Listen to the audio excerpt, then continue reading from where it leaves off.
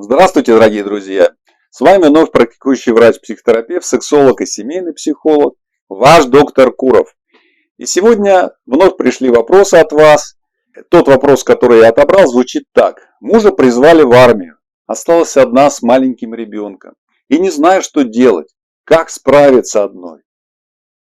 И давайте сегодня пообсуждаем и обсудим, какие шаги надо предпринять, чтобы не остаться одной и выбраться из этой отвратительной ситуации. Поехали!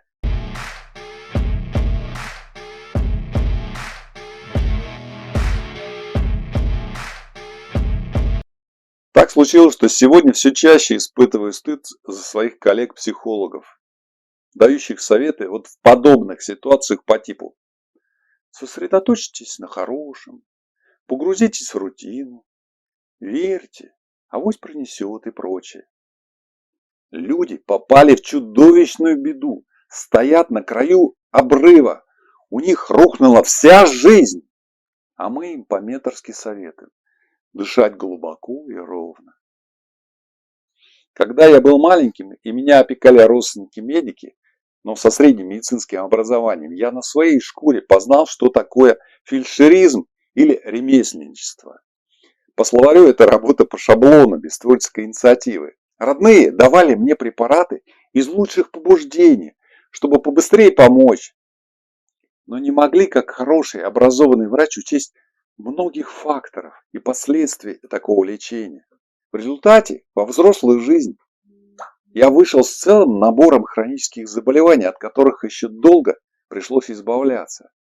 Вот и эти советы вроде желают добра, но в них ни капли настоящей эмпатии.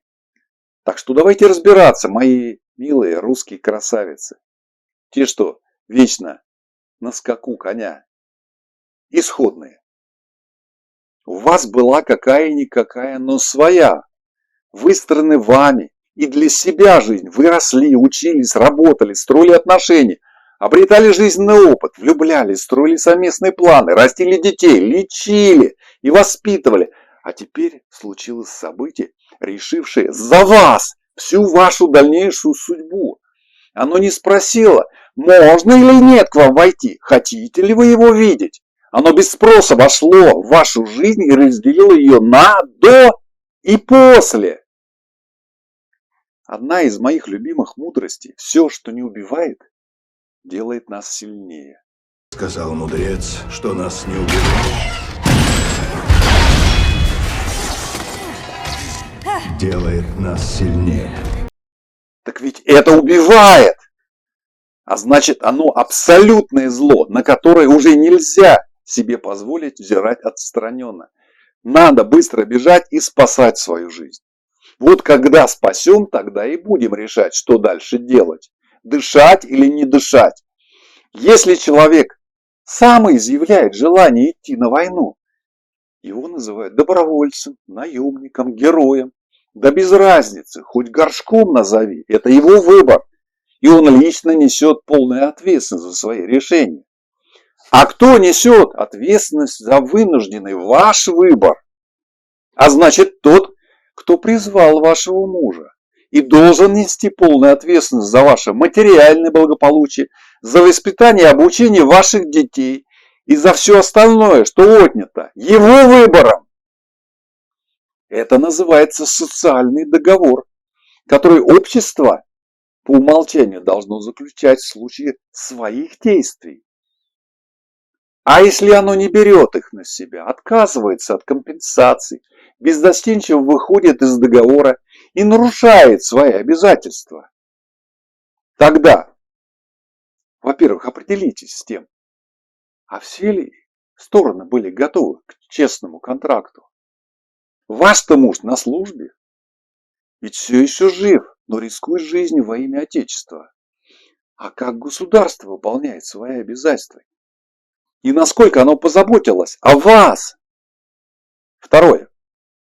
Если вы видите, что общественная организация не выполняет свою часть обязательств, вы вправе подумать о том, как разорвать договор и требовать возвращения мужа домой. Вы можете выражать свой протест всеми законными способами, разрешенными и Конституцией, и Всеобщей декларацией прав человека. Понимаю. Вот в этот момент вы почувствовали разочарование. Что он такое говорит? Несет какую-то чушь. Когда такое было возможно? А если невозможно, то ваши права нарушаются вдвойне. Вы не обязаны терпеть многократные нарушения ваших прав. Вас обманули, а вы хотите продолжать. Покорные блеяния. Третье. И более реалистичное.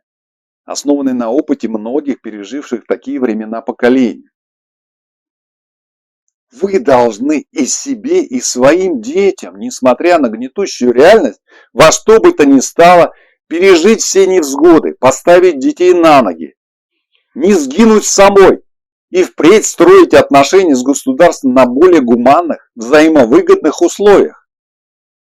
Поэтому вы вправе претендовать и на смену места проживания, которое будет для вас честнее и выгоднее. Слышу. Да кому мы там нужны? А здесь-то вы кому и когда были нужны? Может быть, ваши проблемы решат ваши друзья и родные? Привычный быт и березки с сосенками.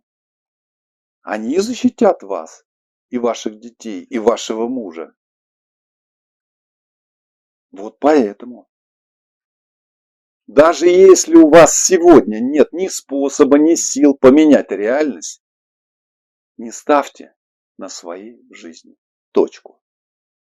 А планируйте, не спеша стройте предпосылки для другой. Если есть силы и злоба, а наверняка они у вас есть, отсуживайте и откусывайте у государства ровно столько, сколько оно вам задолжало. Обещало, но не дает. Обозначил в законодательных актах. Как говорится, с паршивой овцы хоть шерсти клок. А в остальном выживаете. И ни в коем случае не мучайте себя страшными ожиданиями, предчувствиями, ощущением беспомощности. Что суждено, случится и без вас. А то, что мы можем сделать, зависит от выдержки, здравого смысла и спокойствия. Поэтому учитесь контролировать свои мысли и эмоции, планировать и искать пути обхода препятствий. Как бы то ни было, добро и счастье победит. И мир очистится от скверны.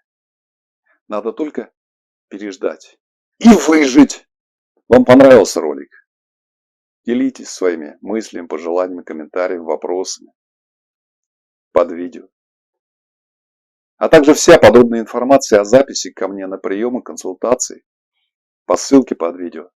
До новых встреч! С вами был ваш архитектор судеб доктор Куров.